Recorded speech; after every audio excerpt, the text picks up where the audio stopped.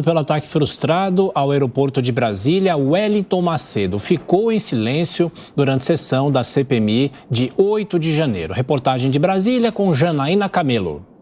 A CPMI recebeu o blogueiro Wellington Macedo, que compareceu à sessão amparado por um habeas corpus concedido pelo ministro Luiz Roberto Barroso, do Supremo Tribunal Federal. Já no início da audiência, disse que não responderia a nenhum dos questionamentos dos parlamentares. Vou colaborar com vocês. A partir do momento que os meus advogados tiverem acesso aos autos acusatórios contra essa pessoa que aqui está, que até hoje não sabe por que tem pago um preço tão alto. O blogueiro foi condenado por tentar explodir uma bomba no aeroporto de Brasília. Estava foragido e foi preso na semana passada no Paraguai.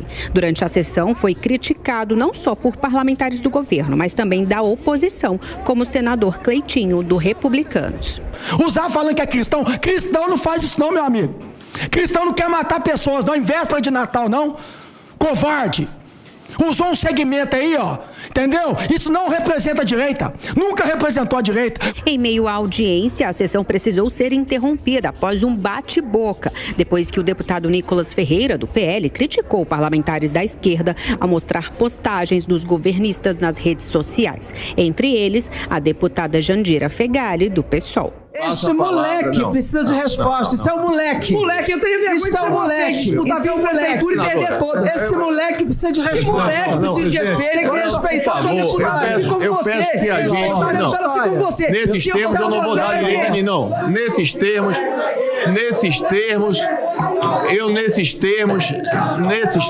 não será concedida a palavra. Não vou dar a palavra, não. Nesses termos... Deputado Nicolas, por favor. Deputada Jandira, se acalmem.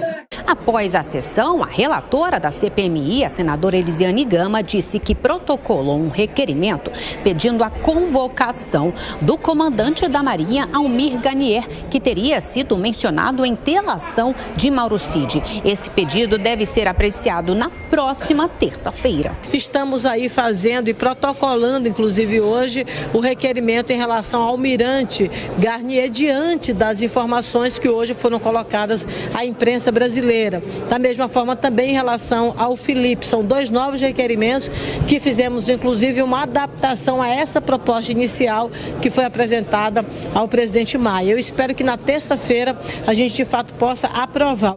Garnier teria dado apoio ao ex-presidente Jair Bolsonaro, representando a Marinha em uma suposta proposta de golpe, logo depois das eleições do ano passado. Já o presidente da comissão, deputado Arthur Maia, não descartou que pode apreciar esse pedido, mas disse que até o momento não vê motivos para isso. Isso traz, assim, novas perspectivas, mas não traz novas luzes, porque, na verdade, não existe ainda uma noção clara do que o Cid teria delatado.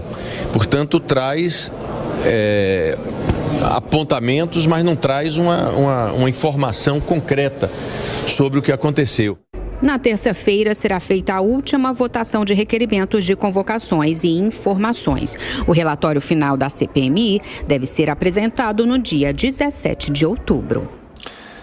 Bom, girando os nossos comentaristas, Cláudio Dantas e Amanda Klein conosco. Amanda, começando por você. Bom, além dessa sessão de ontem, em que o depoente ficou em silêncio, tem toda a repercussão de uma possível fala, delação de Mauro Cid, falando sobre o golpe. E a CPI deve insistir em convocá-lo novamente, mas é saber se ele vai falar, né? É isso, Thiago. Eu acho que agora o que está no foco da CPI tem pouco tempo, viu? Bom, primeiro bom dia a você, ao Dantas, a Lívia, a nossa audiência. Tem pouco tempo porque o relatório da senadora Elisiane Gama deve ser entregue no dia 17 de outubro. Pelo menos essa é a programação e a expectativa.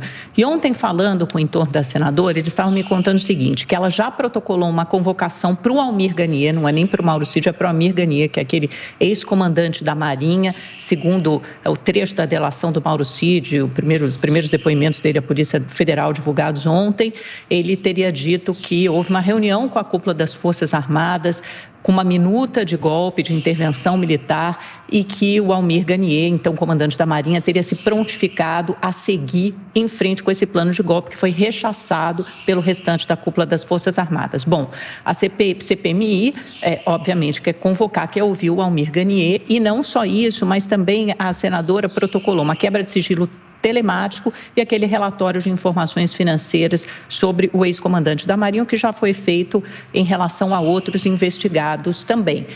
Esse requerimento pode ser votado na próxima terça-feira, como a nossa reportagem disse, é o último dia para votar requerimentos.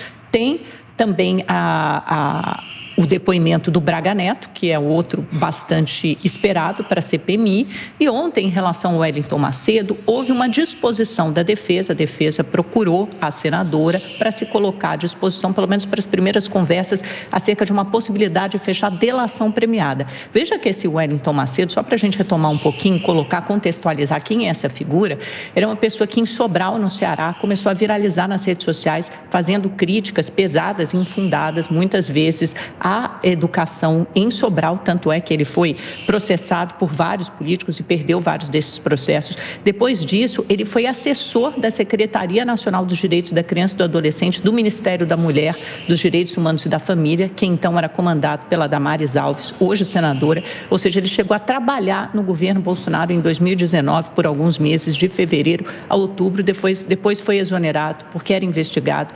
Ele aparece novamente nos atos de 7 de setembro, chegou a ficar preso por algumas semanas, acusado de envolvimento em atos antidemocráticos, foi solto em outubro do ano passado pelo ministro Alexandre de Moraes, por ordem dele, e voltou a reincidir nesses atos criminosos, participando dos acampamentos golpistas e acusado de transportar bomba, tanto que foi condenado a 6 anos de prisão por transportar bomba, um artefato explosivo, para ser detonado no aeroporto de Brasília, ainda bem que falhou. Na concepção da senadora Elisiane Gama, trata-se de um terrorista.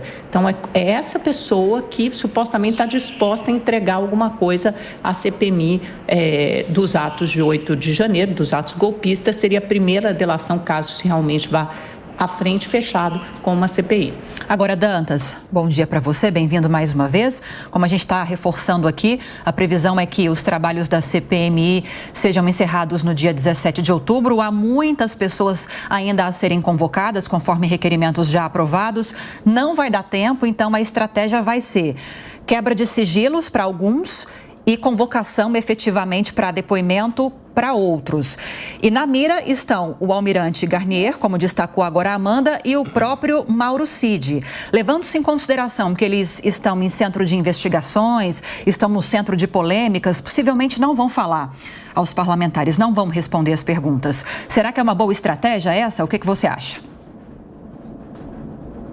Muito bom dia, Lívia. Bom dia, Tiago. Bom dia, Amanda. Bom, é uma boa estratégia, segundo quem, né? Segundo a relatora, talvez, que já iniciou os seus trabalhos na CPMI com um relatório, com um plano de trabalho bastante enviesado, né? Eu comentei aqui logo no início, que quando foi instalada a CPMI, que essa CPMI era a primeira que eu via, das diversas que eu cobri ao longo aqui da minha vida em Brasília, é a primeira que começava em pizza. A maior parte das outras terminou em pizza. Essa é a primeira que começou em pizza. Então, infelizmente, ela vem sendo direcionada pelos governistas. Ela perdeu o seu objetivo de tentar esclarecer um episódio fundamental da história recente do Brasil, né? Um dia aí marcado por essa agressão à democracia, às instituições. E a gente poderia, de fato, ter usado aí o esforço parlamentar de investigação para esclarecer esse episódio e a partir daí, sim, responsabilizar todos os envolvidos. A CPMI, infelizmente, não fez nada disso, apesar do trabalho ali bastante relevante do Arthur Maia, o presidente da comissão, talvez seja a figura de destaque a ser mencionada, porque conseguiu, de alguma maneira, equilibrar, manter algum tipo de equilíbrio durante esse processo, apesar da pressão de ambos os lados. Mas, infelizmente, a CPMI ela vem a reboque de investigações que estão em curso e não conseguiu acrescentar nada a essas investigações. Então, infelizmente, ela vai terminar sem trazer nada de relevante para a sociedade.